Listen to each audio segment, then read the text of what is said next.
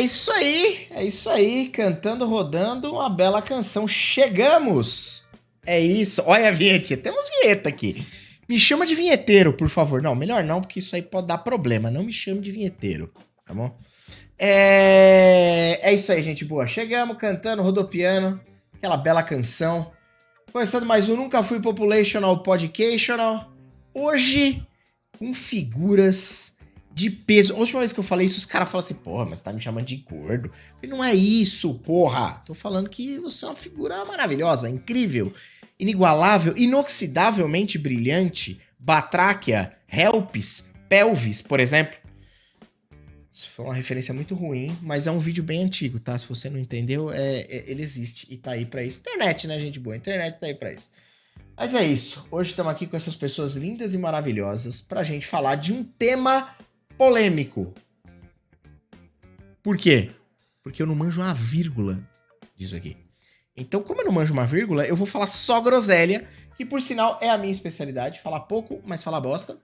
E diferente de mim, hoje trouxe 3 especialistas versadíssimos, formados na Universidade da Vida e do mundo do RPG, pra gente falar sobre Vampiro V5. Com eles, Ana Shermack da pausa, não dou pausa pra um café, por favor. Dou pausa, porque pausa eu não faço, né? Tem uma coisa que eu não faço nessa vida, são pausas. Tá aí, pausa, temos? Não temos. Não temos pausa. Olá, pessoal, eu sou a Ana Shermack do Pausa para um Café e eu estou aqui para falar como foi minha primeira experiência no mundo das drogas, quer dizer, no mundo de Vampiro, 5ª edição. Beleza. Diferentemente da pausa para um café, mudando de pato para ganso, associações sem o menor sentido. Ele, bonito, elegante, charmoso e hoje de cabelo levemente despenteado para mostrar toda a sua irreverência. Irreverência é uma palavra que só o Faustão usa, já percebeu isso? Charlão, do Magic Noobs. Oi, gente, é a minha primeira participação aqui no NFP nos últimos 2 dias. E eu não sei porque eu tô aqui, cara, honestamente. Mas vamos lá, vai ser legal. Eu vou te dizer que você é o especialista dessa mesa, tá? Só queria deixar isso claro, imputando a responsabilidade nas tuas costas.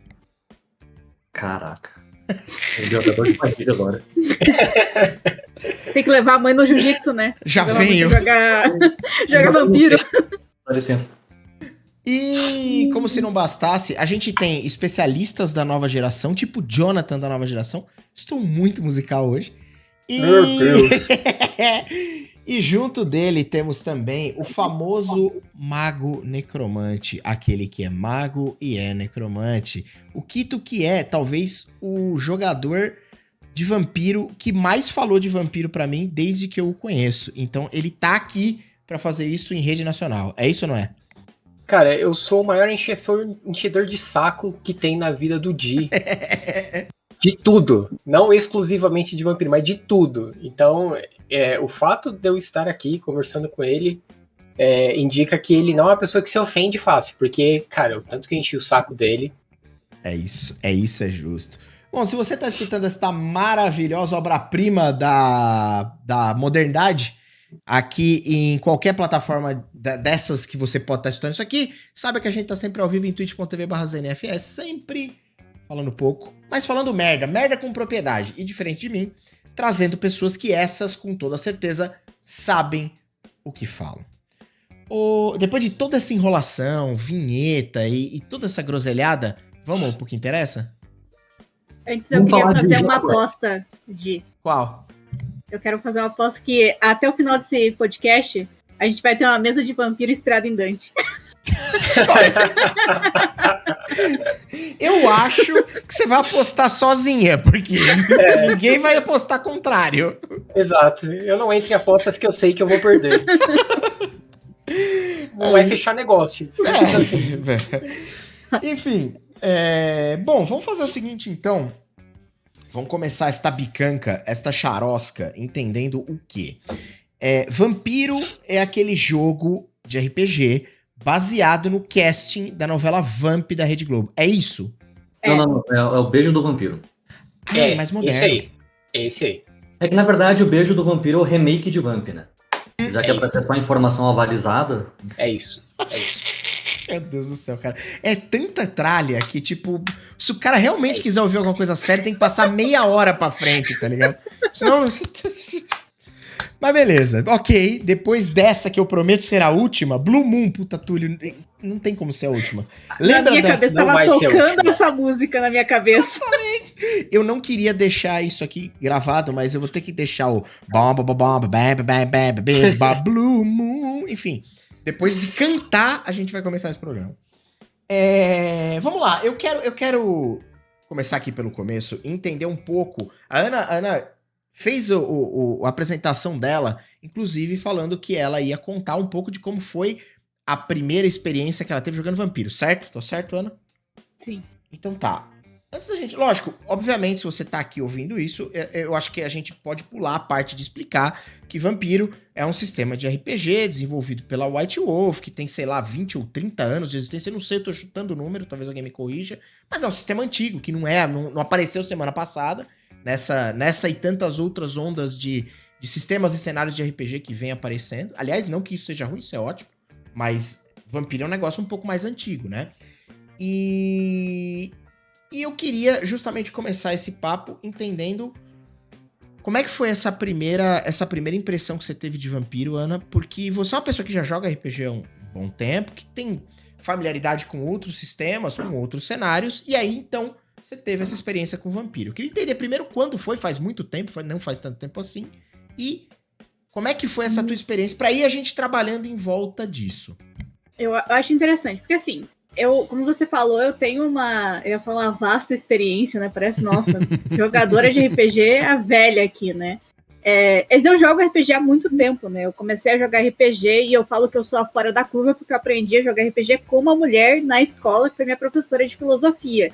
Que eu acho que eu sou muito fora da curva, então eu gosto de contar essa história. Uhum. Então eu aprendi a jogar RPG com uma mulher, e daí depois que eu saí do terceiro ano do colégio, ela falou assim, vamos jogar na minha casa. E ela veio aqui com o marido, falou com a minha mãe, e aí eu comecei a ir todos os sábados pra casa dela jogar D&D. Eu joguei durante 2 anos com ela, o marido e os amigos. Foi, tipo, minha primeira mesa de D&D longa, assim. Eu só parei realmente quando uma personagem minha morreu, e daí foi, tipo, muito triste, realmente. Uhum. Mas... Só que nessa época eu já tinha ouvido falar de Vampiro, já conhecia Vampiro. Porém, experiente que sou, e aí a gente entra naquele ponto de mulher no RPG, né? Que é uma desgraça. É uma desgraça, a gente precisa conversar sobre esse ponto, a gente precisa citar que é uma desgraça. É aquele ponto de você chegar uma vez, eu tava no Sebo, em Curitiba, pegando um livro de D&D na mão, lendo. Eu já mestrava há alguns tempos. Estava com aquele livrinho de D&D na mão. Para um rapaz na minha frente, apontou pro livro e falou, isso é D&D.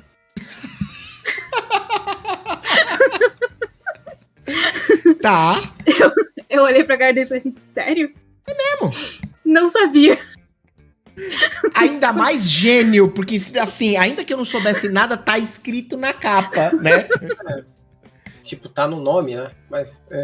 Mas esse é o mínimo, assim, que a gente, né, vive nesse mundo. Então, Vampiro, a gente já sabe que tem aquela linha, assim, tênue, porque a gente já sabe, já tem as más línguas que falam de Vampiro, né? Sim. Tem aquela má fama de Vampiro. Então, eu sempre tive um pé atrás com Vampiro. Eu falava, não, Vampiro não. Vampiro, nessa casa não pisa Vampiro. Boa. Vampiro nessa casa não. Ambiente de vampiro é ambiente de droga. Vampiro não. Eu não vou me misturar com gente, assim, usuário de droga, gente promíscua, eu não quero pra mim. Não. Aí, o que foi? Me ofereceram dinheiro, brincadeira. Bom se tivesse. Mas, ano passado, a Casa Velha chegou pra mim falando de uma ação com a Galápagos e a Darkside falou assim, a gente vai jogar Vampiro e vai ser uma ação que envolve livros. E é sobre Cthulhu. Eu falei, putz, Cthulhu. Falou Cthulhu, falou minha língua. Porque, quem não sabe, o Pausa surgiu depois de eu ler um livro de Call of Cthulhu. Perfeito. Aí eu falei assim, beleza, já tá falando minha língua. E aí eram pessoas que eu gosto muito e confio muito. Que era o Shimu, o Luciano, então eram pessoas que eu gostava muito e, tipo assim, se fosse pra jogar com alguém, eu jogaria com aquelas pessoas. Eu falei, tá, vamos aí nessa experiência. E aí eu quis fazer tudo que eu gosto de fazer em RPG. Jogar com velha. E foi aí que eu perguntei pro Diego do Casavalho, falei, posso jogar com uma vampira velha? O Diego olhou pra mim, pode. E aí eu fiz basicamente a Hebe Camargo na versão Vampiro Quinta Edição. Tá. Gracinha! Exatamente isso que eu fiz. Maravilhoso. Eu dava selinho em todo mundo. Gracinha. Ok.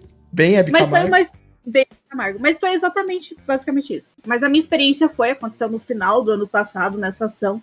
E eu tava, assim, com um medo gigantesco. Porque eu peguei todas aquelas coisas ruins que falavam de vampiro e assumi que era verdade. Pode Todas crer. as coisas ruins, tipo, é isso. Toda a comunidade e tudo mais. Mas eu tive exatamente a experiência contrária, sabe? Tipo, foi um jogo fácil de jogar. E eu esperava que fosse algo bem mais difícil. Foi algo muito gostoso de interpretar. Foi algo que envolveu tanto rolagem de dados quanto interpretação. E foi algo que acabou unindo o bom e velho RPG do jeito que eu gosto. E eu acabei falando, eu acho que eu vou gostar de mestrar isso aí. Mas pera, já você tá só confabulando planos malignos ou você já deu alguns passos nessa direção? Eu estou lendo. Eu tô Ok. ali, tipo, Ok, não, tudo bem, você já tá no caminho, Entendi. olha aqui, sabe? Eu tô flertando com o livro. Tá, Sabe? Eu tô flertando. Tipo assim, se eu fizesse essa mesa aqui? tá, Inspirado peraí. em Dante, talvez. Talvez, de repente, assim... Só pra ser diferente um pouquinho. Se a Ana narrar Vampiro à Máscara, já que ela fez um personagem que era a Hebe Camargo, tem que ter um personagem que vai ser a Dercy Gonçalves. mas favor. obviamente. Pra fazer o par. né? Lógico. Obviamente, Por obviamente, favor. tem que ter. Eu quero narrar uma mesa só de velhos vampiros. Meu Cara, Deus que do céu. específico, mas muito bom. Incrível! Nossa, seria incrível. As pessoas precisam aceitar que a Velhos era dos velhos vampiros. na RPG chegaram. Chegou. Tá certo, tá certo. Pera Eu lá. sou o Eustace. Cara, peraí, vamos lá. Você, obviamente, eu compacto um pouco ali da história que você contou. Eu não joguei, já deixando claro desde cá, que eu não joguei Vampiro Quinta Edição, eu não conheço o material e eu conheço muito pouco da versão de lá de trás. Kito, você que é um cara que jogou lá atrás bastante, o Vampiro, a Máscara, aquele que o livro era verde e tal, que edição que era aquilo? A mais famosa desse, que o livro era verde e tal, foi a terceira. Terceira edição.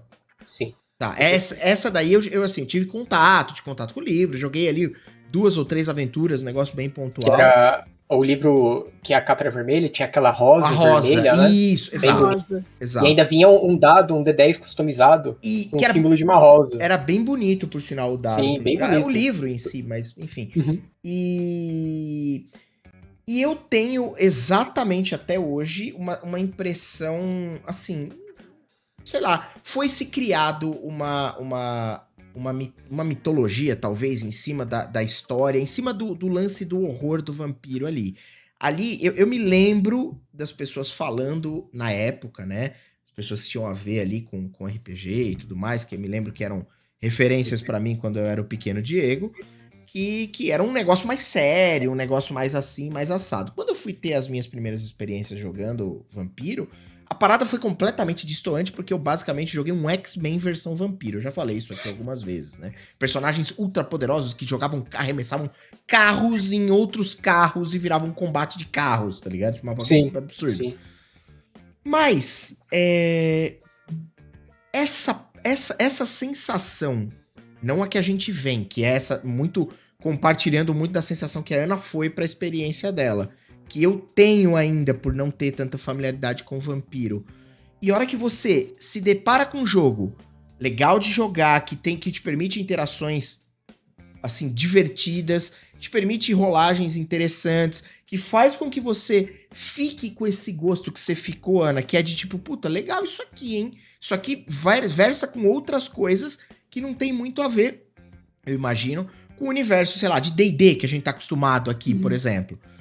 Isso tem muito a ver... Aí eu vou passar essa bola pro Charlão, que é o nosso especialista da rodada. Tome! Isso tem muito a ver com essa quinta edição, ô Charlão. Essa aproximação e essa E esse lance de tornar o negócio simples, eu vou usar a palavra simples, mas eu não sei se ele necessariamente é simples, mas amigável, isso tem a ver com essa quinta edição? Acho mais acessível, né? Seria a palavra. Isso, talvez. perfeito, é isso. Eu acho que sim, cara, porque... Assim, eu quero deixar uma coisa bem clara aqui. Normalmente, eu sou uma pessoa bastante racional no que diz respeito a pontos fortes e pontos fracos de alguma coisa. Uhum. Menos quando se trata de vampiro. Tá. Vampiro é perfeito, tá? Vampiro é perfeito. Sempre foi. Sempre vai ser, Ok. tá? Você tá falando de vampiro ou é GURPS? Isso, desculpa, eu não entendi direito. Não, GURPS é o que a gente tá vivendo agora, né? Isso é GURPS. GURPS é o que a gente tá vivendo agora. É que, assim, eu fico muito triste, cara, porque em ouvir que vampiro tem essa má fama, assim, porque tal qual o Magic, eu comecei a jogar RPG lá atrás, lá nos anos 90 e parei. Uhum. E eu comecei jogando esses cenários de fantasia medieval nacional, tipo Arcanum, Trevas, Grimório, esse tipo de coisa. Aham. E quando apareceu o vampiro na minha vida, pro pequeno Charles ali, dos seus 9, 10 anos de idade, tipo, aquilo explodiu Um pouco minha cedo, né? cabeça. É meio cedo. Cedo. Precoce esse menino. Bem cedo, bem cedo. E aquilo me cativou já desde cara, sabe? Desde cara, assim. E como eu era muito novo, eu não sabia de fama de RPG nem nada, até porque a realidade era outra, né? Tipo, há 30 anos Claro. atrás, a gente não dá tempo da má fama ser transmitida para as pessoas, né? Verdade. Então, assim, e a experiência que eu tive no começo não foi essa que você teve de X-Men da noite, sabe? Foi assim, foi vampiro, tipo, intriga, política, rasteira e confabulações, assim. Então, tipo, foi isso. E pra mim isso que é vampiro, sabe? É um jogo de política, um jogo de artimanhas e tal. E com o passar do tempo eu parei de jogar. Eu comecei jogando no Vampiro segunda edição, aí depois teve terceira. Depois veio o Hacking, que não precisamos falar dele. Tem uma piada. Você tem que explicar as piadas, cara. Eu não sei do que você tá falando. Eu sei eu já ouvi falar do Vampiro Hacking, mas eu não sei por que você falou isso, por exemplo. Não tem nada contra, até tenho amigos que têm. Por exemplo, eu tenho ele. Isso que ele disse que vampiro é perfeito, hein, gente? Imagina. O Vampiro Hacking, ele é uma... É o Terra 2 do X-Men. Vamos deixar assim. Pô, bem colocado. Tá, ok. Agora sim fez sentido. Eu tenho o Hacking também. Não é que ele é ruim, ele só tá no universo errado. Não é a mesma coisa. Ah, ok. E aí a White Wolf viu que não fez sucesso e tal, e aí resolveram fazer uma versão comemorativa de 20 anos, que foi o V20 depois, para retomar o vampiro do passado. E aí fez mais sucesso e eles fizeram o V5. O V5, ele é mais ou menos... Ele retoma muito da lore de Vampiro à Máscara do passado. Aquilo que fez o sistema famoso e querido pelo público, numa linguagem talvez mais simples e mais adaptada para a realidade de hoje. Porque, querendo ou não, a segunda e a terceira edição, que era aquela versão mais adorada, ela ficou nos anos 90, né? Então o cenário daquela época era os anos 90, era Perfeito. Um cyberpunk meio bizarro, assim. E aí o V5 readaptou isso para hoje, então tomando vários acontecimentos do mundo moderno na lore de vampiro, deixou o sistema, na minha opinião, um pouco mais simples, embora a essência tá ali ainda. E, cara, querendo ou não, hoje você tem internet, que é completamente diferente do passado. Claro. Então você tem os LA by Night para assistir, que por sinal é lindo, maravilhoso, perfeito, assim como o Vampiro. Então, tipo, você tem um contato com a informação, sabe? E, sei lá, eu acho que o conjunto de tudo isso veio na época certa, porque o RPG, né, teve um boom nos últimos anos. Sim, justo. Né? Então, assim, eu acho que foi bom o timing. Aliás, é até uma parada meio, assim, é legal que tem esses contrapontos. Quando eu digo contraponto, eu não tô sendo feliz nessa frase, não é bem um contraponto. Mas é legal que tenham coisas que foram grandiosas, porque o Vampiro foi super grandioso lá no cenário de RPG, tipo, de uma maneira geral, como sistema, como cenário, como proposta de jogo. E assim, o vampiro hoje é uma parada que, como você falou, ele encaixou, ele se situou, ele encontrou um bom momento, ele encontrou, assim, ó, o universo corroborou para que isso funcionasse, vamos colocar assim dessa maneira, mas durante muitos anos, a impressão que eu tenho é que o vampiro ficou meio que esquecido. Por exemplo, sei lá, eu joguei muito D&D, e aí eu lembro do D&D lançando coisas, de mudar, assim... Eu não sei como categorizar se as empresas que estão por trás têm o mesmo poderio. Parece que Vampiro ficou... A minha impressão que eu tenho, parece que Vampiro ficou vivo dentro só da comunidade dele. É isso, dentro Ana. do mundinho dele, isso. sabe? Isso. E pra gente, que não jogava Vampiro, parece que Vampiro não existiu por um certo momento da nossa vida. Muito bem Pelo colocado. menos pra mim, essa impressão que eu tenho. Compacto totalmente, é isso. Assim, tava acostumado ali com coisas novas chegando, mas essas coisas assim, meio que muita coisa gringa. Eu lembro de ter conhecido, jogava muito D&D, aí fui conhecendo outras coisas. Eu lembro de ter conhecido o Five Rings, lembro de ter conhecido o Eclipse Phase, que eu falei aqui até outro dia, Star Wars Saga, outras coisas assim, em termos de... Tem outros RPGs aparecendo. Mas eu lembro de olhar pra Vampiro, por não pertencer direito a esse universo... Olhar pro vampiro e falar, puto, o vampiro pra mim morreu na terceira edição, né, que o Kito falou que é. Morreu ali, naquele livro verde com a rosa desenhada, escrito vampiro, a máscara, eu lembro disso muito bem. É que também tem a questão... Desculpa, Ana. Tem a não, questão, pode falar. Depois do terceira edição veio o Hacking, que foi, assim, uma descida vertiginosa. horrível. E depois teve o V20, eu não sei se o V20 foi traduzido pro Brasil. Eu não sei nem do que se trata, vou até olhar no Google. Eu acho que não. Pois é, então assim, enquanto o D&D sempre foi traduzido e sempre teve distribuição e sempre teve um apoio, o Vampiro depois do Hacking não teve. Né? Não veio ficou bem oculto, né? Um negócio meio de nicho, assim. Exato. E eu acho que é uma separação muito grande entre os... Assim, posso estar falando merda? Posso, porque eu sempre falo merda. Estamos juntos nessa. Eu acho que, pelo menos eu acho que o Di vai se identificar também, porque a gente é muito de D&D, a gente veio, a gente é do D&D, eu falo isso. Muito isso. O pessoal tá xingando o D&D, eu tô falando, não fala mal do meu D&Dzinho, por favor. Eu sou esse cara. Não, deixa o meu D&D aqui, deixa eu fazer meu combinho, sabe? Deixa o meu partezinho nível 1 aqui. Eu sou muito do D&D, então, eu tenho essa coisa. Foi o RPG que eu aprendi a jogar, comecei a mestrando com D&D, então eu tenho essa paixão por D&D. Sim. E parecia que tinha certo até uma rixa entre D&D e vampiro, sabe? Se eu jogo D&D, eu não jogo vampiro. Se eu jogo vampiro, eu não jogo D&D. E tinha essa divisão. Parecia que a gente era Sonserina e Grifinória, entendeu? Era Faz aquela sentido. Divisão, entre essa coisa, sabe? A gente tinha o pessoal que era da fantasia ali, né? O D&D. E o pessoal que ia no cemitério tomar sangue. Do vampiro. Então tinha essa divisão. Não, pera, calma. Vamos trazer o nosso emissário do passado. Olha que sacanagem esse título, Kito, que eu acabei de dar pra você. Emissário do passado. Do passado, exatamente. Mas é o seguinte... o que eu ia... Só pra concluir esse ponto que eu levantei, mas não terminei, eu fico muito feliz de, independente de qualquer coisa, a gente vive um momento... do RPG, assim, de crescimento do RPG, do hobby, de pessoas se interessando por isso de uma forma geral. E do RPG fazendo, incentivando, montando, fazendo produtos relacionados a outras coisas ali do entretenimento e não necessariamente só livros e coisas... Não que eu acho que livros são ruins, pelo amor de Deus, não é isso. Mas transcendendo um pouco a mídia, e eu acho isso fantástico. Então é fantástico você olhar o livro eu tive a oportunidade de olhar assim, na versão digital da quinta edição do Vampiro, e o livro é inacreditavelmente bonito. Eu não li, não sei do que se trata, mas assim, ele é lindo. E ele, como disse o Charlão, ele é super contextualizado. Você abre, tem umas imagens, é uma foto, um celular, sabe, uma parada que, o jeito que ele é montado, ele conversa com a nossa realidade. Ele não tá preso naquele semiplano dos anos 90, onde a coisa era meio viagem de distopia e cyberpunkismo, tá ligado?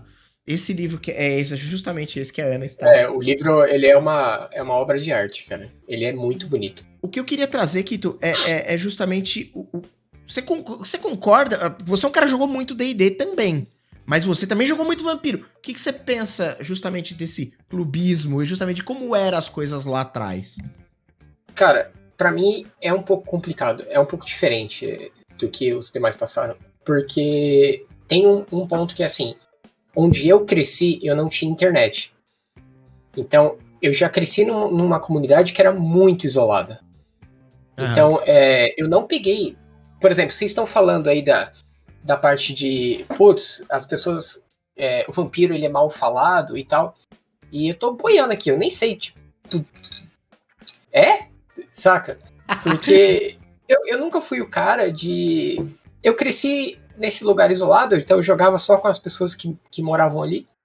E eu nunca fui de fazer parte de grandes comunidades de jogos e tudo mais. Então eu acabei conhecendo o jogo unicamente pelos livros. E o meu contato com o vampiro, fazendo um paralelo com a Ana, de como ela começou a jogar, eu comecei a jogar vampiro assim. Antes, a gente jogava alguma coisa. Porque a gente tinha uma ficha de AD&D e sabia que algumas ações você tinha que rolar os dados. Mas a gente não sabia o que significava a ficha. E a gente jogava assim. Então não tinha livro de nada. Simplesmente não tinha livro de nada.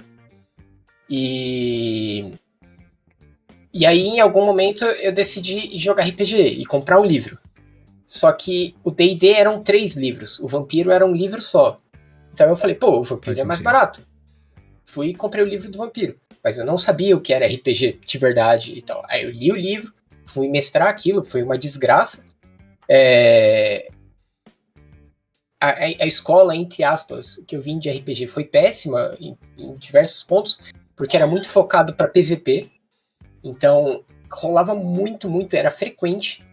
Então, putz, cara, foi assim, eu tive más experiências com o jogo, porque eu já comecei mestrando, eu nunca tinha visto alguém mestrando nada, de verdade, assim, com um livro e tal, foi mais difícil para pegar. Mas teve a parte boa, que eu não peguei esses ruídos e tudo mais, assim, que vocês pegaram, e que eu acho que fica aquela grande lição, né, de nunca julgue o livro pela capa, ou, nesse caso, pela comunidade, né? Então... dê uma chance ao livro. O livro, ele nunca vai ofender ninguém, são apenas palavras ali no papel. Você pode ler e não gostar, mas o livro não te ofende, né? Então, você pega e testa. E aí, quando eu comecei a ver, de certa forma, tinha aquela... No grupo que eu comecei, principalmente, tinha uma certa resistência, porque era assim, no D&D eu consigo fazer isso. Por exemplo, eu tenho minha capacidade de carga. Como é que eu transcrevo isso para esse sistema? E tem a outra parte que, pra mim, é ainda pior, que eu nunca fui o cara de ser advogado de regras, né? Então, eu nunca contei muito, assim, de a regra e tal da coisa, e eu focava mais na história. Então, eu não peguei muito desse clubismo, porque pra mim ambos são bons. Então, eu gosto muito de D&D. Fui olhar a história de Dragonlance, de Greyhawk, saber de onde vem Mordenkainen, de onde vem esses nomes. E eu fui fazer o mesmo com o Vampiro. E você vê nomes lá. Só que você não sabe, tipo, de onde que tá vindo aquilo, sabe? Quem cita os antediluvianos? Mas quem são os antediluvianos? Quem é o primeiro vampiro? Então, eu acho que um pouco do que o Charlão falou, o que me fisgou, assim, pra esse jogo, no final do livro do Vampiro à Máscara, da terceira edição, tem uma carta entre 2 vampiros. E um é um vampiro de um clã... Gente, eu falo os nomes errados, porque eu acostumei a falar eles como criança, e o livro também não ajuda. É um vampiro chamado Vicus, ou Vicus, e ele se escreve V-Y-K-O-S. Então... Tá. E ele é de um clã chamado Tizimice, que é T-Z-I e por aí vai. Então, tem gente que fala Zimish, tem uns croatas que falam com um sotaque diferente, mas pra mim é Tizimice. E ele contando um pouco sobre a história dos vampiros. E aí que eu saquei que o que eles estavam fazendo ali. E era partindo da abordagem que os vampiros são reais. E que grandes eventos do nosso mundo, como guerras, a queda do feudalismo, e tudo isso foi planejado por vampiros, e os conflitos entre eles. Aí quando tocou nessa parte, eu falei, cara, é isso. Esse jogo é foda. Esse ponto, eu acho que aí eu acho que é onde a gente realmente começa a traçar aqui algumas coisas que são realmente incríveis nesse aspecto de storytelling, que é o fato de, sei lá, eu tô acostumado a jogar D&D. E aí eu vou lá ler um cenário de campo, eu vou ler Forgotten Realms. Eu começo a ler Forgotten Realms e, cara, lógico, eu vejo pés de realidade, eu vejo referências do mundo real, eu vejo referências históricas sendo colocadas ali, eu vejo uma série de coisas imputadas ali. Ainda assim, é muito claro que aquilo é uma fantasia, uma, sei lá, alta fantasia, não sei como definir, não sei qual é o melhor nome pra chamar isso, mas é muito óbvio, é muito claro, é muito na minha cara. Quando eu começo a ter contato com essas coisas, e que por um lado é extremamente, te deixa entusiasmado, por outro lado, essa parada meio que toca a minha realidade, porque tudo bem, eu entendo que é ficção, mas a partir do momento que ao mesmo tempo que é ficção, ela é muito coerente com os acontecimentos que a gente viveu enquanto sociedade.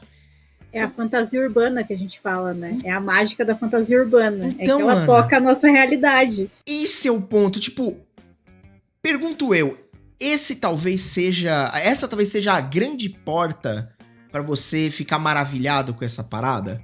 Pra mim, sim.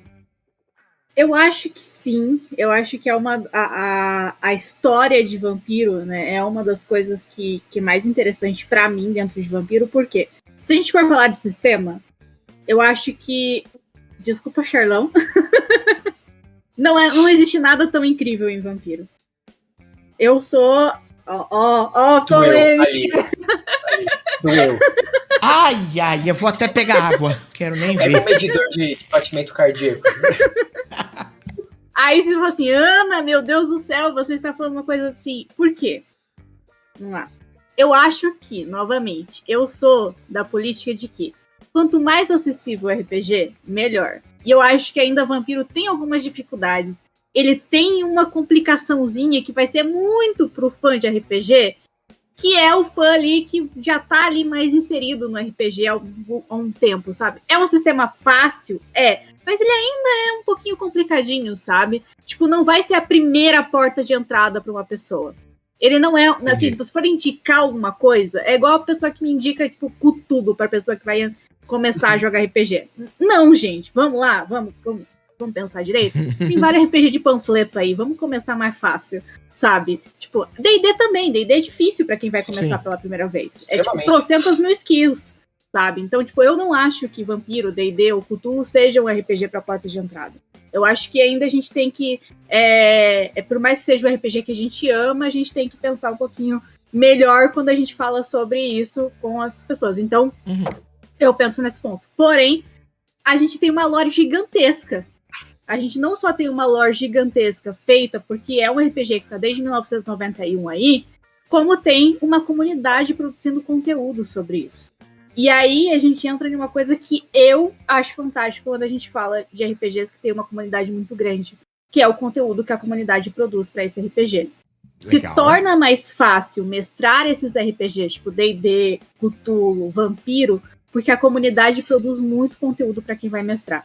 É muito conteúdo que ajuda, que complementa, que cria material de suporte para quem vai mestrar. E isso enriquece ainda mais o sistema. Mais do que o próprio conteúdo que a própria empresa que criou o sistema está fazendo. Então, pra mim, isso que, tipo, como mestre, é algo que me chama ainda mais atenção no sistema. Não, legal. Você tá trazendo uma outra visão de uma outra porta de entrada que talvez não seja necessariamente essa do lore, que pode ser uma delas, mas não é a única, obviamente, né? Ô, Charlão, faz o contraponto aí, pode xingar a Ana agora à vontade, já que ela xingou, te ofendeu, falou um negócio desse nível de você. Lembra, Charlão, que você vai jogar comigo, hein? Só melhora. Eu não falou, tá falado, cara. Pelo menos até depois que passar a mesa, né? Depois tudo bem. Lá pro fim do ano a gente faz uma parte 2 aí desse episódio. Combinado. Nenhuma ameaça foi feita nessa mesa. Nada. Cara, uma coisa assim que eu também não joguei, né, a quinta edição. Lógico, assim, que nem eu falei, putz, eu curto demais a lore. Eu não sou o cara que é apaixonado por sistema, então se você falar assim, ó, é a lore do vampiro e você rola um D20 em vez de rolar um D10. Cara, pra mim, eu só tô interessado em jogar ali, sabe? Eu não quero saber qual dado que eu vou rolar. Pra machucar um pouco mais, né, o coração do Charlão. Olha isso, Charlão. Se ele falar assim, ó, não precisa rodar D10, rola um D6, pra mim também serve, sabe? Não, mas D6 lembra GURPS. Aí é GURPS. Melhor jogo do mundo, então, inclusive. Assim, eu não sou realmente o cara que é fã do sistema, né, em si. Apesar de eu achar que é um bom sistema, mas eu não sou um grande fã de sistemas em geral. Então, mas assim, da terceira edição ali, ou mesmo pra edição de 20 anos de aniversário, pra quinta geração, tal, acho que a Ana consegue colocar pra gente melhor isso. Eles conseguiram uma forma mecânica de representar melhor a fome. E o jogo do vampiro, ele é constantemente isso, né? Peraí, calma. Isso é muito legal. Torcedores, calma. Vamos explicar o que é a mecânica de fome, dar um contextinho básico ali, porque eu, por exemplo, eu tô deduzindo baseado nas conversas que eu já tive com o Charlão. Mas você falar pra mim, diga o que é, eu vou me embananar aqui. Então, faz um contexto, é aquele por momento favor. que você chega em casa do trabalho, tá. E você quer bater um rango, brincadeira. Não tá tão errado, né? Eu parei pra ouvir com seriedade. Falei, vai vir, não veio. Você ainda para me ouvir com seriedade. Achei que pudesse ali, né? Não, mas, o Charlão explicar. Mas vamos lá. Charlão, manda pra nós. Qual que é o contexto da fome? Cara, a parada de dados de vampiro, ela normalmente é a soma de duas coisas. Tá? Eventualmente você rola algum atributo isolado e tal, mas normalmente você monta uma parada de dados dependendo do teste que você quer fazer. Essa parada de dados, ela é feita com dados de 10 lados. E a fome, ela é uma mecânica que introduziram na quinta edição para transformar alguns desses dados, dessa parada de dados, para colocar um fator de caos ali no meio, como se o vampiro realmente estivesse com fome, e as ações dele podem ser manipuladas pela besta interior dele de acordo com a fome dele. Então, quanto maior a sua fome, maior é o número de dados que você vai substituir da sua pool de dados por dados de fome. E aí, Charlão, desculpa, só abrindo um parênteses bem rápido. Nas edições anteriores não tinha essa mecânica, tinha que ser totalmente interpretativo. E agora tem essa mecânica e ela colabora bastante. Desculpa, Charlão. Não, é isso aí, exatamente. Pode ficar à vontade para interromper e corrigir qualquer coisa também, se for o caso. Então, assim, algumas vezes, dependendo do resultado que você tira num teste, dependendo da combinação de resultados dos dados de fome com a sua pool, mesmo que você tenha um sucesso crítico no que você quer fazer, você tem um Mass Critical que chama, né? Eu não lembro como é que tá a tradução agora no português. Mas você vai alcançar o que você quer, mas na verdade quem vai alcançar não é você, é a sua besta interna. Tá, ok. Então assim, vamos supor, eu quero pressionar um cara para ter uma informação. Eu quero fazer uma intimidação. Mas eu tô com fome 4. Porra, velho, você tá desculpa o termo, você tá a um peido de entrar em frenesi. E a gente sabe que, na verdade, o vampiro, ele é uma besta dentro de um corpo, eu ia falar humano, mas enfim, um corpo que tá ali morto, né, sendo manipulado por essa besta. Eu ia falar humanoide, mas eu tenho que respeitar os tizimices, e aí também não dá certo eu falar humanoide. Verdade. Então, assim, beleza, eu substituo 4 dados da minha pool de intimidação por 4 dados de fome. Se eu conseguir sucessos críticos com os dados de fome, eu tenho esse Mass Critical. Então, na verdade, quem vai intimidar o cara vai ser a besta, e não você. E a chance da besta destroçar o pescoço desse cara é muito grande. Exato. Você tem um elemento de perda de controle que representa essa agressividade, essa selvageria. É isso. Exatamente. Boa. Exatamente. Boa palavra. E tem um relevante nisso, que aí eu acho que eu vou abrir outros caminhos pra gente discutindo também, mas basicamente, principalmente, né, nos tempos atuais que tá acontecendo a V5, a selvageria, ela não é bem vista. Entende? Então, okay. que nem você falou, estamos jogando aqui Vampiro X-Men. né? Então, seres superpoderosos destruindo tudo. Perfeito. Então, vamos tentar ser um pouco mais racional. Que é assim, um vampiro, ele é superpoderoso e ele tem o poder para destruir tudo. Por que ele não faria isso? Bom ponto. Então, você tem que entender que as ações que ele colocar ali, ações terão reações severas, principalmente na quinta edição. Então, a sociedade dos vampiros, como o Sherlock colocou, ela é muito política, ela é trapaceira, mas não quer dizer que ela não possui regras. A sociedade deles sempre possuiu certas regras, sempre. E a principal dessas regras é a tradição da máscara, que se tornou o principal a partir dos tempos modernos. Porque Peraí, Kito, deixa eu te interromper um segundo. Só é que eu sou. Manda lá. Eu sou newbão, eu não manjo nada. O lance quando você fala a máscara, e aí daí vem vampiro, a máscara, é o lance de você não se mostrar um vampiro pra sociedade. Essa é a ideia da máscara, é isso? Mas vamos colocar assim. Eu sou o cara que eu gosto de entender por que as coisas surgiram. Então,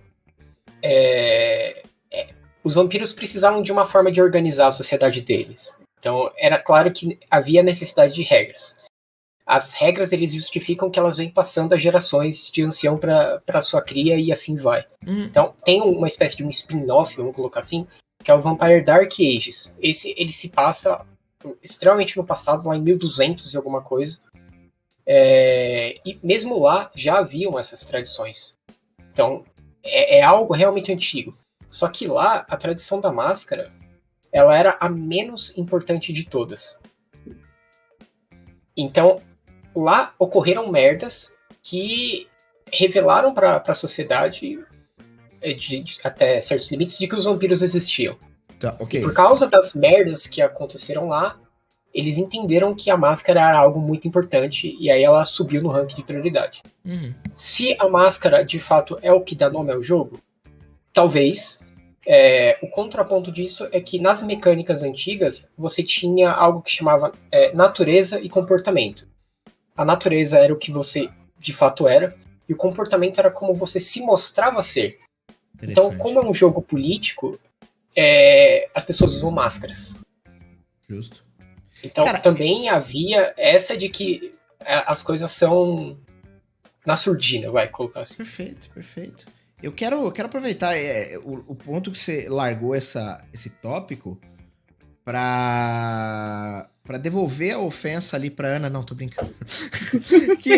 Não, porque tem um ponto aqui que a gente tem que falar, que é a realidade. Eu sou do time D&D, não que isso seja um time um contra o outro, mas o D&D é muito mais presente, sempre esteve muito mais presente na minha vida do que qualquer outro sistema. Na verdade é isso também, né?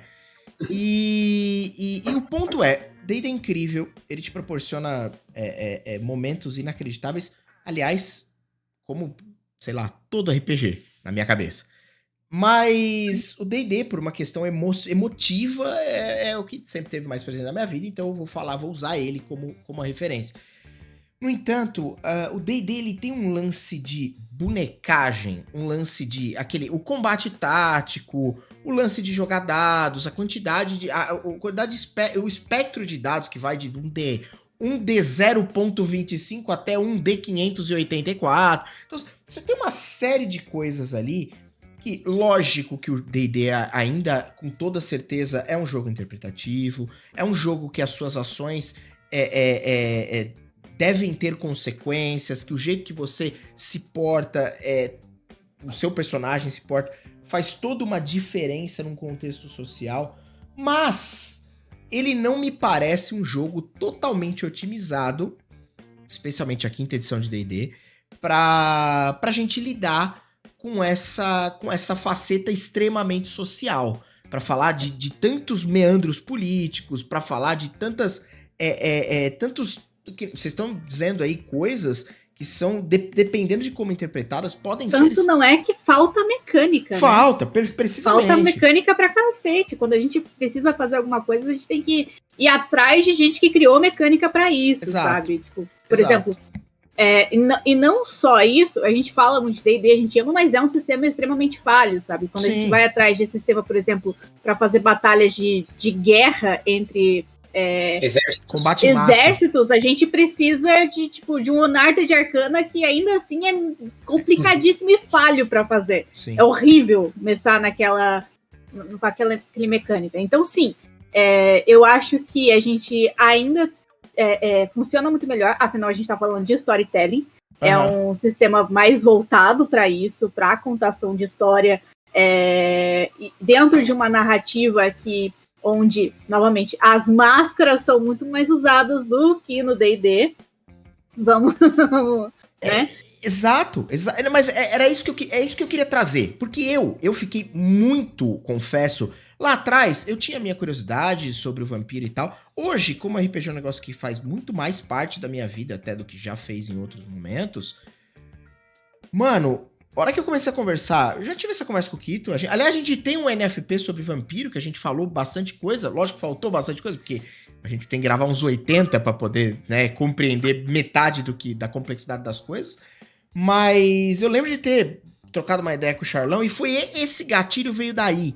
A gente deu falando justamente de algumas frustrações particulares como narrador, de não conseguir transpor mecânicas sociais de maneira muito acertadas em D&D. Por melhor que você seja, sabe? Tipo, você pode assistir mestres incríveis aí produzindo conteúdo, e aí dá pra ir de sei lá, do que você... Cara, e não é como se, tipo, sei lá, no mundo medieval não tivesse interações sociais, né? Tipo, exato. Não vai ter política no mundo medieval. Exato. Não existe isso. Não. É claro que, se você quiser jogar, existem sistemas medievais voltados para a interpretação, digamos, para mecânicas sociais. Existe. Não falta. Existem milhares de sistemas. Todo dia tem alguém lançando um sistema diferente se você quiser jogar. Não é. É claro que a gente aqui tá falando de um sistema mais famoso e a gente tá jogando outro, comparando com outro exatamente tão famoso quanto. Mas eu acho isso exatamente, tipo, a principal diferença entre os dois. Quando a gente fala de D&D e vampiro, é essa discussão entre os dois. É claro que a gente vai olhar pra D&D e vai ver combo e bateção de arminha, e vai olhar pra vampiro e vai ver política. Não que D&D não tenha, mas pra mim, vampiro é política. É isso que eu queria justamente trazer, né, aqui. O Bala ali até citou o Matthew Mercer lá, como de fato ele consegue flexionar a parada pra trazer algumas narrativas que de fato são muito mais versam muito mais com essa parte social do que o D&D médio. Mas independente disso, ainda assim, ele não é um sistema calcado nisso, ele não dá esse foco pra isso. Como você mesmo colocou, Ana, perfeitamente, existem outros sistemas muito melhores para essas propostas, se você quer fazer isso. O que eu tô querendo trazer aqui é justamente entender o porquê exatamente, se isso exatamente funciona tão bem desde sempre. Desde lá de trás, com as primeiras edições do Vampiro, né, trazendo pro Vampiro novamente, até essa última edição do jogo. Então eu queria justamente entender se é isso aí mesmo. Se você quer um jogo político, eu vou dar uma generalizada gigante aqui pra ficar fácil, mas vá jogar Vampiro. Charlão, vou jogar Vampiro se eu quero um jogo político? Desculpa. Cara, vai. Ponto, acabou, tá ligado? Tipo, é isso. Tipo assim...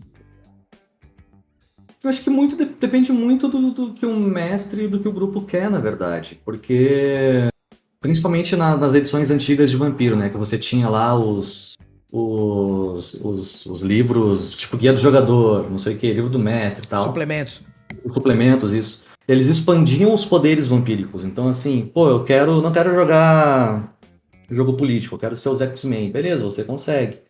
Hoje é um pouco mais complicado porque eles deram uma simplificada, uma enxugada nesse sistema, assim. E eu tenho a impressão que eles quiseram deixar a coisa mais política, assim.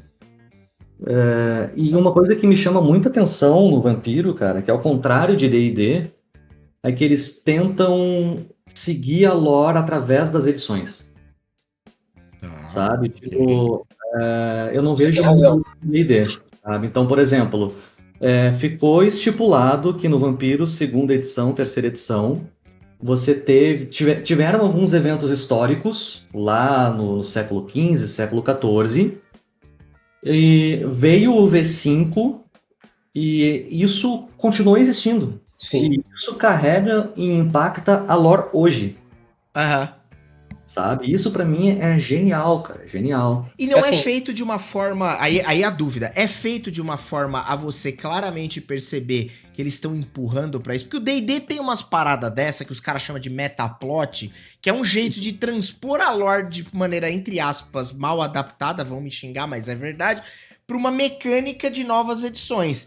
Então, tipo, beleza, eu entendo que você tá querendo colocar isso no campaign setting, mas não parece ser uma parada orgânica, fluida. Porque do jeito que você tá me falando, parece que você consegue trazer coisas que aconteceram lá atrás, em edições de Vampiro, de uma maneira meio que orgânica pro que tá rolando hoje. É mais ou D&D menos pega isso? os melhores personagens deles e enfia na Isso. puta que pariu. É isso que D&D faz. Tá? Eu nunca vou perdoar o que a Wizard fez com o Jander. Nunca. Temos É um hashtag ódio aí. Eu noto. Temos. Nunca vou perdoar o que a Wizard fez com o meu Jander. Não, mas é isso, Charlão. Vem mais. É um negócio natural, é um negócio que essa fluidez rola de maneira mais orgânica. Eu vou dar um exemplo aqui. Só, Vamos lá. o Kito falou, tipo, muito bem como é que surgiu a coisa da máscara e tal, só pra dar uma ampliada no assunto. Tá. No século XV, de acordo com a lore de vampiro, assim, os vampiros sempre existiram, né? Na mitologia nórdica, tipo, você tem que o primeiro vampiro é Caim, então os vampiros existiram por toda a história da humanidade. Só que eles nunca foram um grupo muito organizados, assim. Então, no século XV, quando veio lá a Inquisição e tal, tinha uma treta entre os vampiros que os vampiros mais velhos, eles meio que empurravam os mais novos para a Inquisição para sacrifício. Que era o jeito deles darem um Ronaldinho gaúcho em cima da Inquisição. Aham. Os mais novos, eles ficaram putos com isso e surgiu a primeira revolta anarquista. Que é tipo os caras falando, porra, mano, até quando essa merda? Até quando a gente vai aguentar esses bolsominions do caralho? Aham. Aham. E aí teve essa revolta. As coisas aconteceram, muita coisa aconteceu, blá blá blá. Resumindo, a Camarilla foi formada nesse momento, que é o grupo de vampiros que pensaram, não, beleza, a gente precisa ser mais organizado, porque, tipo, os humanos sabem que a gente existe. Se a gente continuar assim, a gente vai acabar morrendo. Marionetes. Aí, mais ou menos nessa época, uns anos depois, teve o que eles chamaram de Convenção de Thorns, que é uma reunião, beleza, tem essa revolta aqui, imagina a Ucrânia e a Rússia assim, não, beleza, agora a gente vai sentar e vai conversar para tentar resolver essa parada, né? Então, assim, foi feito ali um tratado de paz entre os anarquistas e os vampiros da Camarilla, vamos dizer assim, que é esse grupo que, né, começou a instituir regras para sobrevivência. Só que alguns desses vampiros não concordaram com os termos. E aí eles foram fazer outra parada, que daí foi daí que surgiu o Sabá. Então, assim, você tem personagens-chave dessas situações particulares, históricas, que são contadas até hoje na lore de vampiro. Entendi. Sabe? Então... E eles continuam preservando a identidade daqueles personagens, né? Aquilo que a Ana falou, assim, que tipo, não, agora esse cara aqui ele vai ser diferente. Esse cara não Sim. vai ser mais ele, vai ser outra coisa. Sim. Pra mim é uma coisa muito orgânica e segue um fluxo muito natural, sabe? Eu vou fazer um contraponto a isso que o Charlão falou. Vai lá. Que é assim, eu concordo com o que ele fala na parte de ser orgânico. Ele é incrivelmente orgânico. Só que ele chega a ser tão orgânico que, assim, mesmo ao longo das gerações, né, das versões de livros e tal, você tem, por exemplo, os romances de clã. Então, os romances de clã, eles adentram em detalhes específicos, de épocas específicas. Então, você tem, por exemplo, se não me engano, no romance do clã Tizimice da Idade das Trevas, que eles falam muito sobre o sonho, a Tríade e Constantinopla. Então, só que, pensa assim, você tem pelo menos 13 clãs ali. você precisa escrever 13 livros.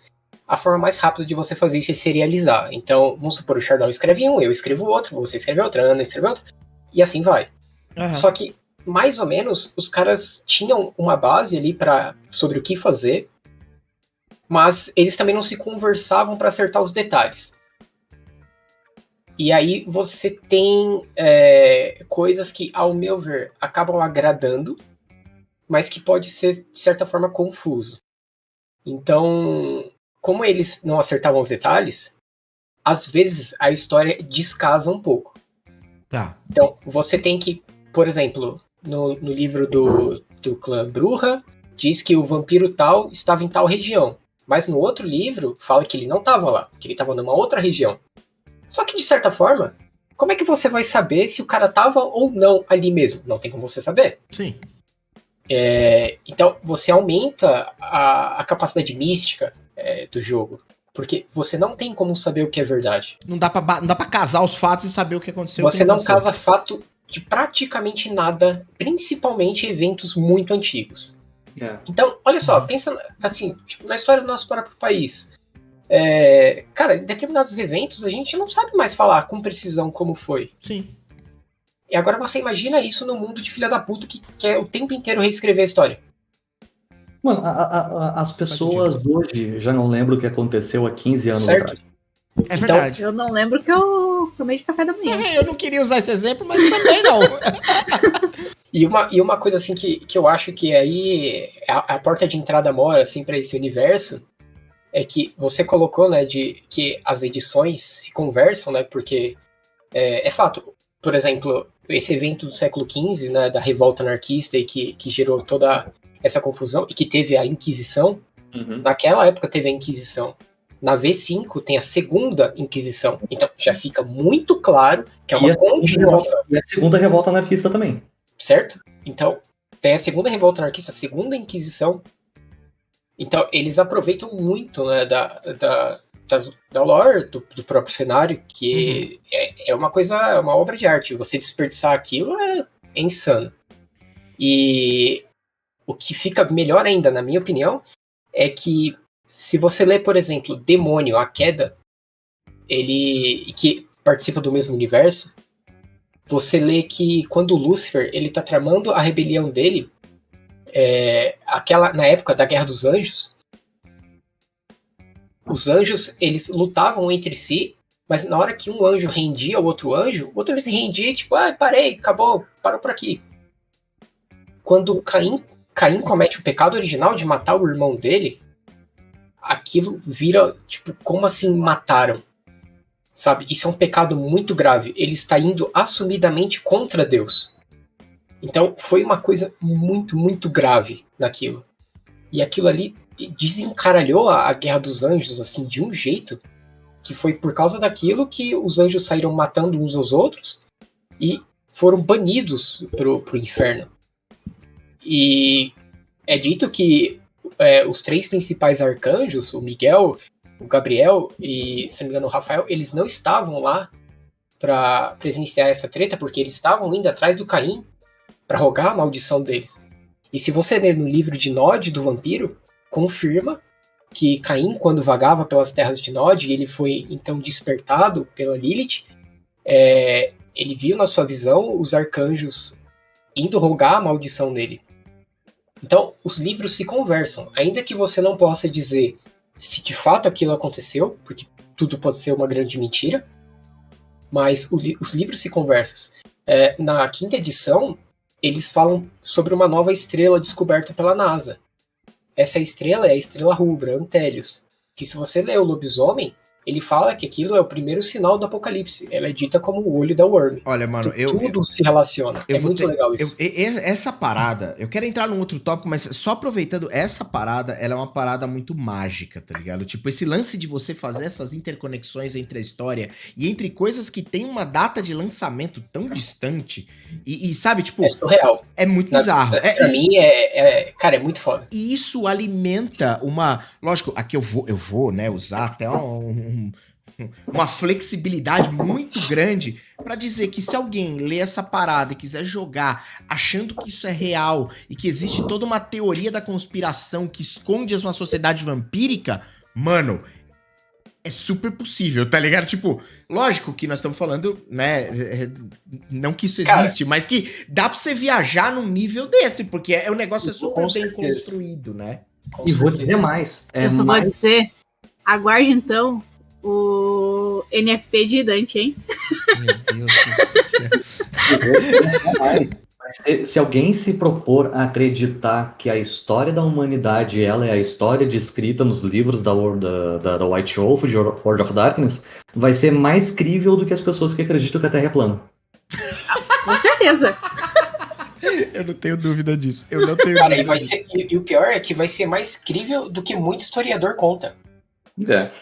Gente, É aí que assusta. desculpa, eu preciso de um minuto. Que a Rebeca foi buscar o cabeça de cebola e o cabeça de cebola está desmaiado. Eu preciso arrumar a cama dele. Só um minutinho. Continuem sem mim. Cabeça de cebola, cara, ele tem os melhores apelidos pro filho dele. Cabeça de cebola, cara. Cabeça de cebola, cara. Então eu vou aproveitar que o Gil não tá aqui e vou trazer a pergunta polêmica. Meu Deus, que medo. Tremere clã? A cara do Charlão.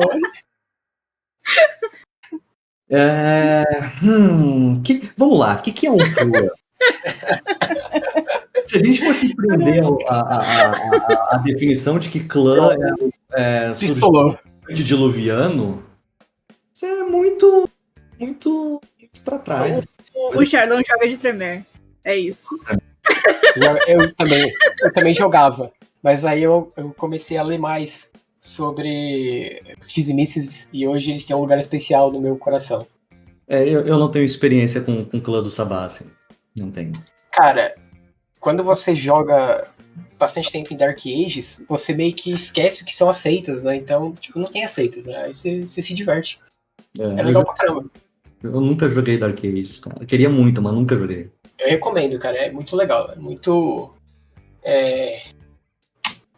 prazeroso, vai. Se você não tem a pressão da seita no seu combate, ali a coisa... Eu acho que é até um ponto legal também, né, da V5, a camarilha deixou de ser tão rígida, né, porque ela acaba virando mais uma coisa mais secreta, né? Dá mais espaço pros anarquistas, dá mais espaço pra essa galera. Era sufocante fazer parte da seita. É muito legal, muito legal. Mas o lance dos Tremere que eu acho foda é que Tremere é linhagem de Tizimice. Não posso dizer quem tá errado. É aquela conexão com os livros, né? Porque, tipo, se você pensar que os Tremere foram originados ali dos magos da casa de Hermes, de Mago Ascensão, que fizeram um ritual, e aí, por conta desse ritual, eles transformaram, entre aspas, o sangue deles, e aí fizeram Diabler com Saulot, saca? Tipo, isso é muito... é bonito. É bonito, de fato é bonito. De fato é muito bonito. E se você considerar que o Saulot, ele fez planejado, né? Ele tramou pra ser diablerizado. Então, você fica olhando e fala, caralho. É foda. É isso mesmo? Confere. Eu só sei as fofocas de vampiro, eu nunca entendi direito esse hate em cima de Tremere. É basicamente por isso, porque o primeiro Tremere, ele não era... Ele não foi transformado em vampiro, ele era mago, e ele fez um ritual que transformou ele e os seguidores dele em vampiro, e aí ele cometeu o Diabler em um antediluviano de um outro clã. Aí tem gente que fala, não, Tremere não é clã porque ele não teve um vampiro de terceira geração natural. Uhum. É isso. Eu joguei de Toreador e gostei muito. Toreador, cara, pra mim também é um dos meus clãs favoritos, assim, de jogo. É incrível.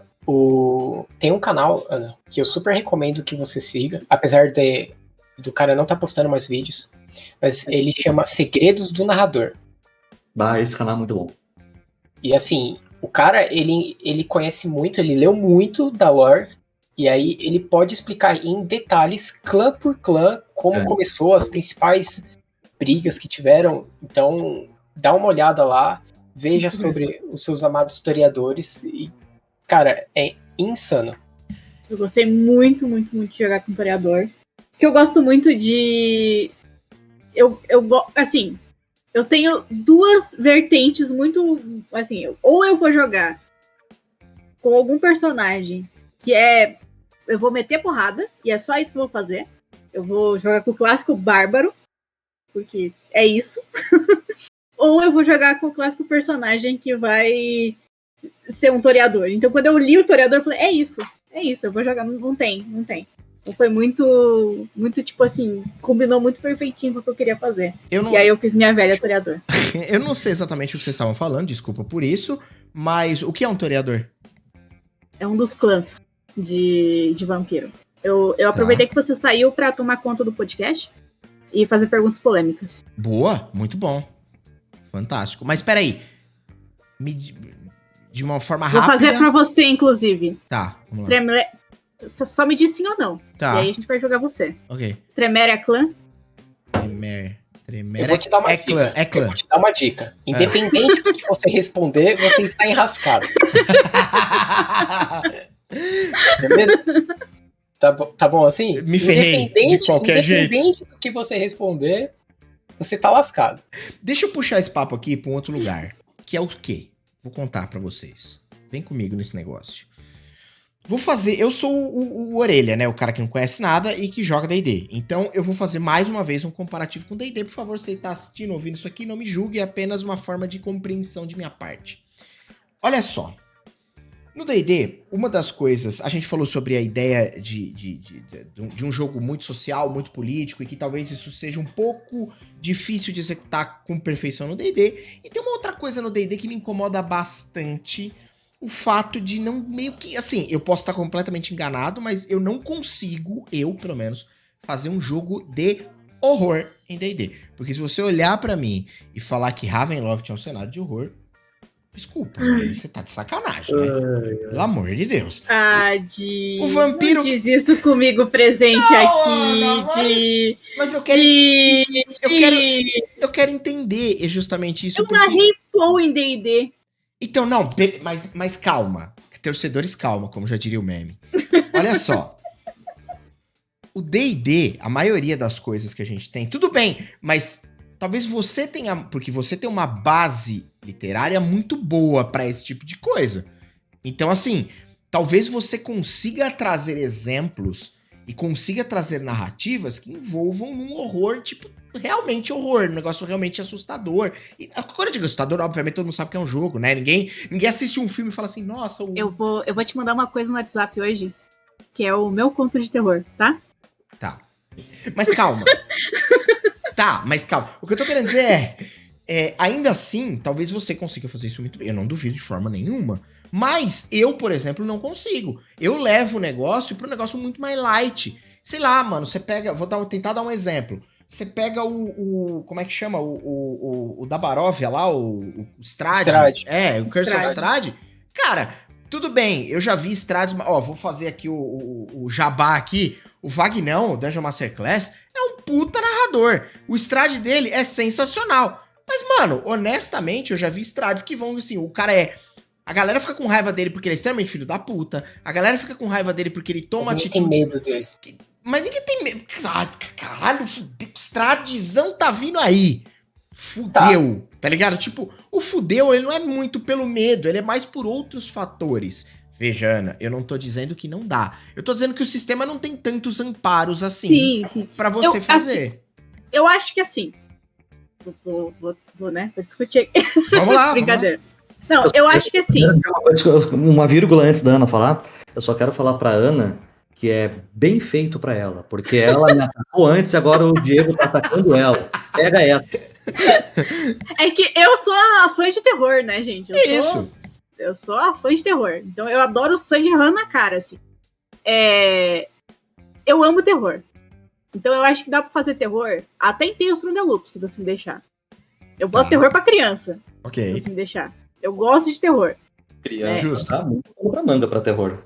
Mas eu acho que, exatamente, o D&D, principalmente, eu acho que você consegue fazer inúmeras coisas com ele. Eu narrei Strade, inclusive o Maneiro participou da nossa Nichote Strade, que foi nos anos 80. Era uma aventura de um morto muito louco versão Strade. O Strade era um morto muito louco. Ah, ok. Então era uma aventura toda divertida de Strade, não era pra ter terror nem nada.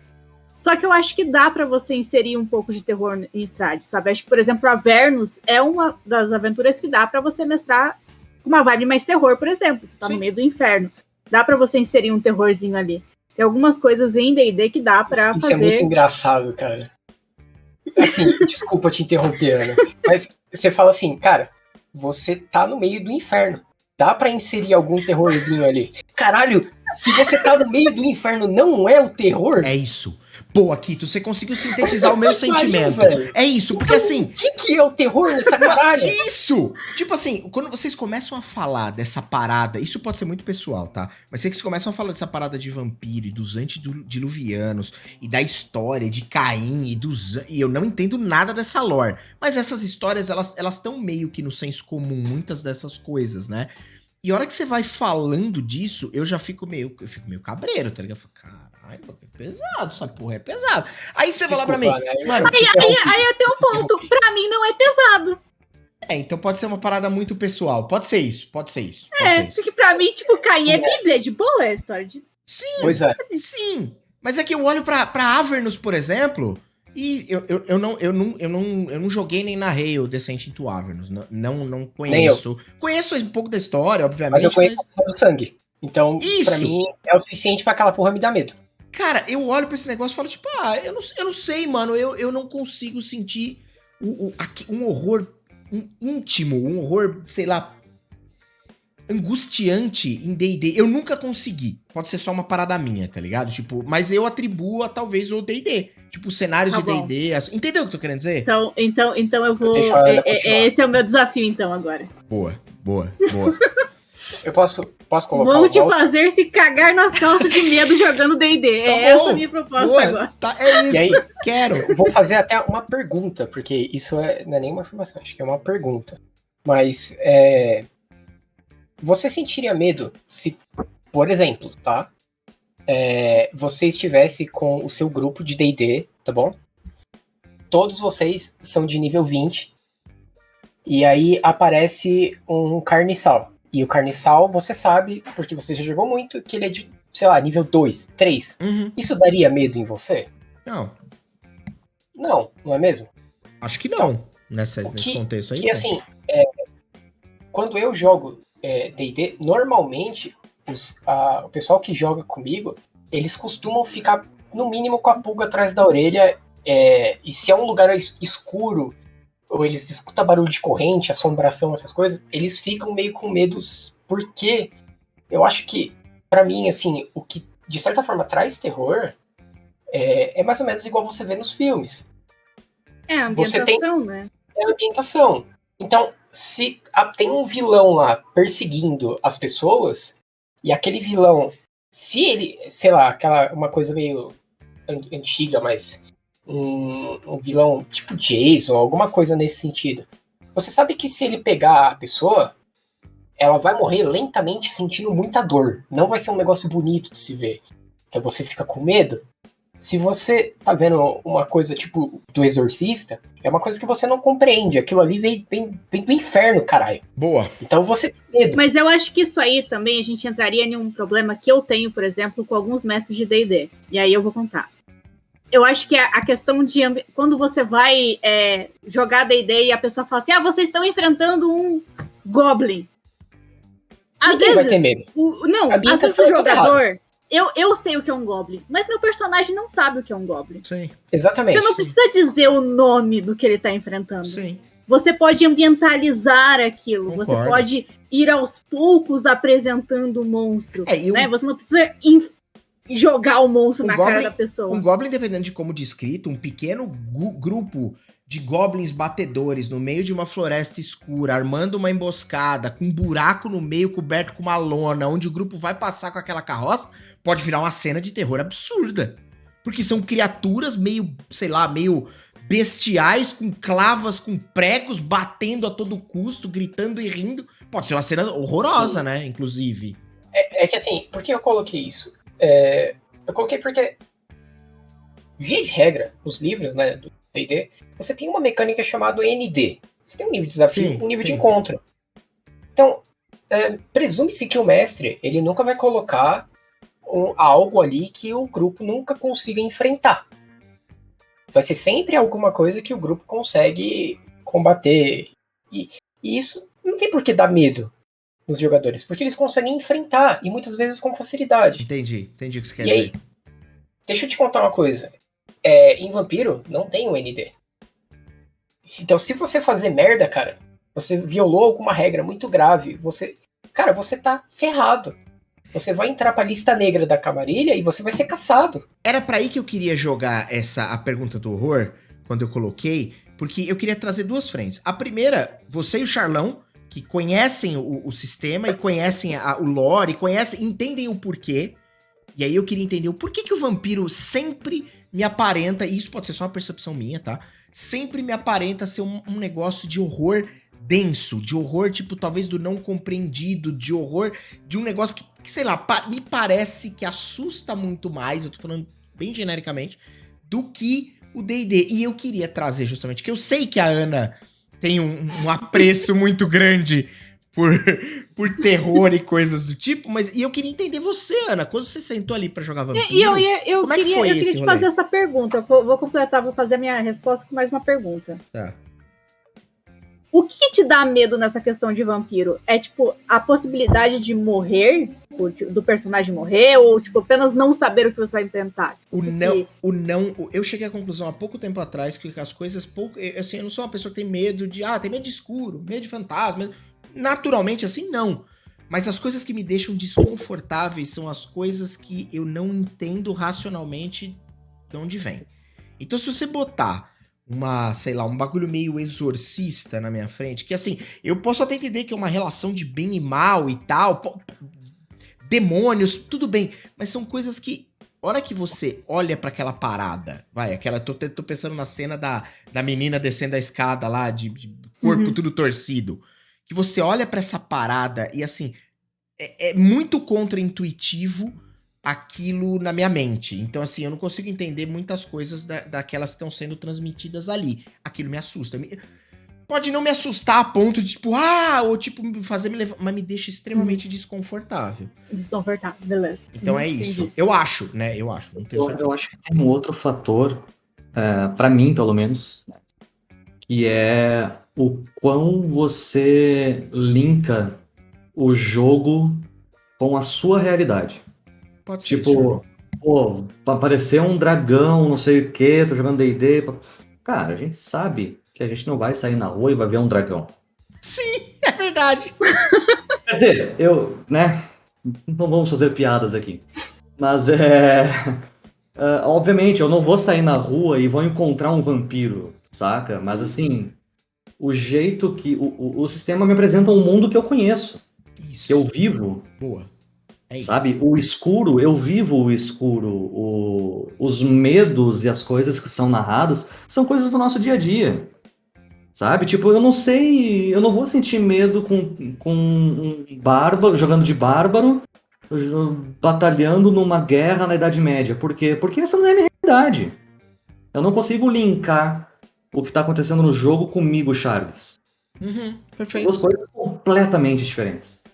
Vampiro não. Vampiro, puta, eu tô me cagando de medo porque são coisas que é o meu dia a dia. Sim. E eu acho que também tem uma outra coisa que você carrega muito forte em você, eu acho que não só você também, mas muita gente, que é essa questão de você colocar que o vampiro é sempre um jogo de horror. E você tem que tomar cuidado com isso, porque é assim, basicamente o vampiro ele possui duas seitas.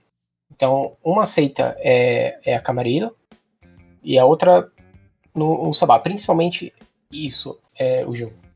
Sim, tem anarquistas, tem clãs que é independente e tal, mas digamos assim que o core da coisa, você tem essas duas seitas. E você tem uma divisão muito grande entre as duas seitas. Então, o jogo, ele aconselha, ele recomenda né, que a maior parte do material é criado sobre a perspectiva da Camarilla. Então, na terceira edição, principalmente, o Sabá é o grande bicho-papão que tá lá. Você joga com clãs da Camarilla e você participa das políticas da Camarilla e tudo mais. E como um vampiro da Camarilla, você tem humanidade, porque a forma que você encontrou para sobreviver à eternidade, o que é um desafio muito grande por si só, é você tentar se aproximar de um ser humano como você era antes de ser transformado. Então você ainda valoriza esses atributos. Quando você tem o outro lado, que é a parte do Sabá, nem todos os vampiros possuem humanidade. Eles se apegam a outras filosofias para eles encararem a realidade. E você tem o contraponto de que aqueles vampiros já sabem que eles são monstros, eles aceitaram isso e se vangloriam disso. Existem muitos vampiros que eles não se consideram amaldiçoados por Deus, mas sim eles são abençoados. Isso entra. Eu falei da mitologia nórdica, né? Do vampiro, do Caim, primeiro vampiro e tal. Tem o que eles chamam de heresia cainita, que é uma outra crença que diz que, na verdade, Caim não matou Abel. Caim sacrificou Abel em nome de Deus. Exato. Então, a partir daí, você tem uma outra ramificação da mitologia vampírica que é completamente diferente. Deus abençoou aqueles seres com a imortalidade. Então não é uma tortura. Dessas coisas... Eu tô acompanhando, é que eu tô tentando me colocar nessa posição, porque uma das coisas que me deixam... que deixa ainda mais desconfortável, acho que o Charlão ali em dado momento conseguiu fazer um paralelo, mais ou menos que eu consigo imaginar, é justamente o fato de que, eu não vou cruzar com um dragão na rua. No entanto, eu tô usando um exemplo bem exagerado. Você mora em Guarulhos, né? Guarulhos tem... Meu Deus do céu. Mas usando esse exemplo bem exagerado, porque a partir do momento que a gente lê essa história de vampiros, onde a sociedade vampírica supostamente está instalada desde sempre, e ela toca o mundo real que a gente vive o tempo inteiro, eu não sei se em dado momento aquela circunstância do atentado às Torres Gêmeas, se a gente olhar aquilo por uma perspectiva do cenário de vampiro, talvez tenha uma explicação para aquilo vampírica, tá ligado? Eu não sei se tem, eu tô só... Tem, perfeito. Então, tipo, quando você olha para aquilo, e como assim, eu não sei, e nem nenhum de nós sabe a fundo o lance do atentado às Torres Gêmeas, e é um lance que envolve uma parada muito... muito dolorosa, muitas vítimas, muitas perdas, uma situação extremamente complicada, triste e tudo mais. Você olha pra isso dentro de uma perspectiva de uma, entre aspas, sociedade, vou chamar de sociedade secreta, que tá ali, é um bagulho que, mano, ele versa com os programas que passam no Discovery Channel na minha TV da sala. Tá ligado? Tipo, ontem, por acaso, eu tava destruído, tava muito cansado, eu deitei, a gente deitou eu e a Rebeca na sala pra assistir uma série, dormiu ela de um lado e eu do outro, né, acordando 3 horas da manhã, passando extraterrestres de não sei da onde no Discovery Channel. E se você assistir aquela parada, tudo bem que é uma puta fanfic inacreditável, mas, ou pergunto, é uma puta fanfic inacreditável ou é a fanfic que o Diego tem que acreditar pra se sentir bem? Porque talvez se aquela merda toda for verdade, tá ligado? Tipo, aquilo tá passando na TV da sala, tipo, na Discovery Channel. Tipo, isso parece muito mais próximo da minha realidade do que eu cruzar um dragão vermelho ancião voando em cima do prédio, sabe? Tipo, entende o que eu quero dizer? Talvez por isso a minha impressão de que o D&D não me assusta, tipo, o cenário padrão do D&D não me assusta de forma nenhuma. De que ir pra Baróvia não me deixa assustar. Lógico, talvez, se a gente jogar uma sessão com a Ana... Aliás, inclusive eu vi, você postou em algum lugar, eu baixei essa aventura, que é baseado em Edgar Allan Poe, não é? A Casa de Poe. É isso, exatamente. E tipo, eu li e falei assim, essa daqui talvez role. Mas assim, mesmo pra mim, quando eu olho pra aquilo, eu olho pra ficha que tem naquilo, eu já não é uma coisa que já me deixa assustado. Lógico. Assim, eu coloquei a minha mãozinha quando eu narrei, né? Então, exato. Talvez você consiga levar pra um lugar que aí eu falo, de fato, aí realmente me deixa... Mas é que o terror, ele é muito dava pra gente fazer um podcast só sobre isso, né? Só sobre falar sobre terror. Temos que O terror, fazer. ele tem nuances. E cada pessoa, ela vai ter um ponto sobre o terror. Às vezes, o que me assusta não é o que te assusta. E o que isso é verdade. me perturba não é o que te perturba. E o que realmente perturba cada pessoa, né? A gente tem várias nuances, por exemplo. Existem coisas muito específicas que me deixam mal e trigada. E, sei lá, tipo, um filme de... sei lá, assassinato não me deixa, sabe? Tipo, então... o terror vai muito de você conduzir o clima da aventura. Eu acho, pelo menos. Sim, justo. É muito de você entender com quem você tá jogando. E também tem aquela nuance de você deixar o personagem com medo e não o jogador, porque você também vai ter todo um sério de... Tem que ter um cuidado quando você tá narrando terror também. Inclusive vampiro, porque você tem muito maior, uma possibilidade muito maior de mexer com gatilhos do jogador quando você tá narrando vampiro do que quando você tá narrando D&D, inclusive. Porque, novamente, a gente tá falando sobre algo que vai entrar dentro da... É muito mais próximo da realidade dele. Vai narrar com... E esse era um dos maiores medos que eu falei, que quando a gente vai narrar com... vai jogar vampiro, eu sempre falo de você jogar com alguém que você confie. Por quê? Você tem muito narrador de vampiro que vai usar narrativas muito fáceis para trazer esse horror para dentro das cenas. Estupro, coisas muito ruins, que são narrativas muito fáceis para você se aproveitar daquele tema. Então, narrar vampiro precisa ter esse cuidado, sabe? Porque você pode criar narrativas muito incríveis, você tem uma lore muito boa, mas você precisa cuidar desses gatilhos, sabe? É aquele ponto principal ali que eu vou ser chata e eu acho que eu preciso ser, porque a gente já passou dessa época em que tudo poderia, sabe?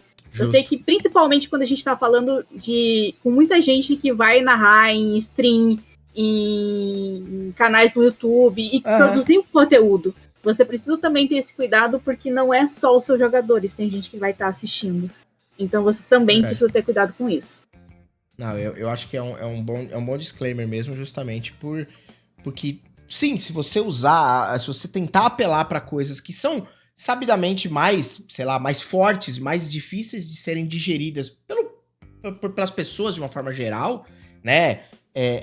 Sei lá, tem um clichê básico de que usar crianças pra fazer terror é uma coisa, tipo, que funciona muito bem, vamos dizer assim, né? Aparentemente tem muita gente que fica assustado com isso. Aparentemente tem muita gente que tem gatilhos com palhaço, né? E sei lá, eu tô querendo só trazer exemplos de que são, assim... Vamos falar uma coisa boba. Eu tenho pavor de lagartixa, gente. Eu tenho pavor real de lagartixa. Meu Deus do céu. Eu tô brincando aqui, mas assim, de acelerar o coração. Eu tenho pavor real. Caraca, pavor real. Que doido. Eu tenho muito pavor de lagartixa.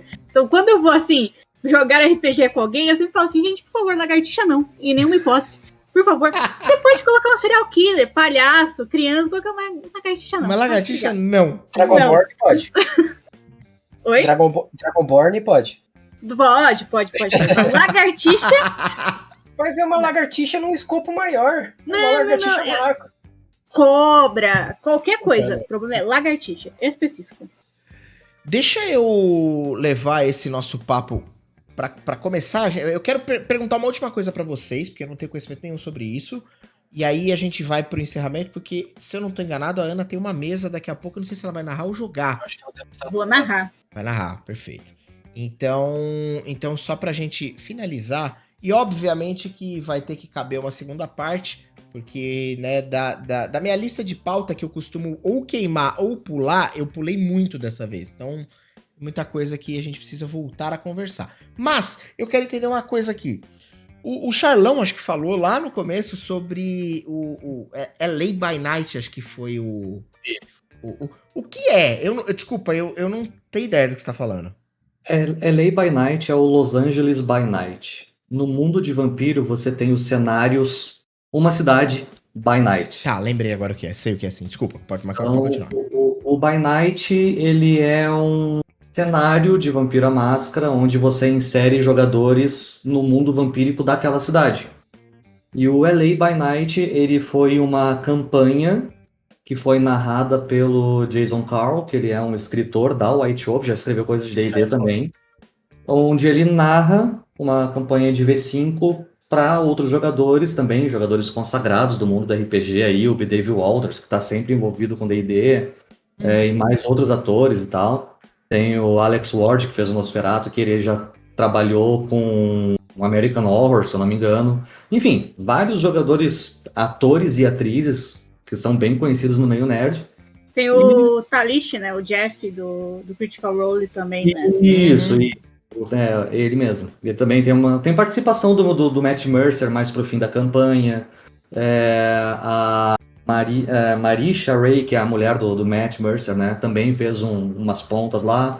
Tem uns crossovers ali, claro, né? Com personagens de vampiro que interagem ali. Foram 5 temporadas de em torno de 10 episódios, alguma coisa assim, cada um de 3 horas, mais ou menos, que acabou no fim do ano passado.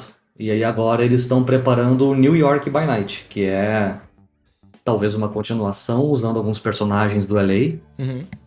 Mas é isso aí, essencialmente é isso daí. Não, legal. Eu só queria entender porque você tocou nesse ponto lá no começo e apesar dos pesares, eu não manjava muito.